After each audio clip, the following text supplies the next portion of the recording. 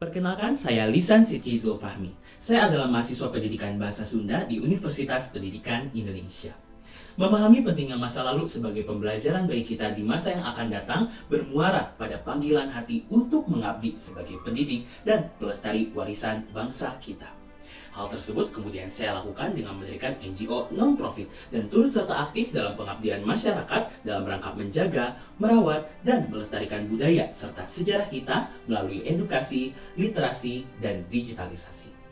Inilah yang mengantarkan saya kemudian terpilih sebagai Duta Baca Jawa Barat 2022 dan Pemuda Pelopor Bidang Inovasi Teknologi Jawa Barat tahun 2022, serta capaian prestasi yang lainnya.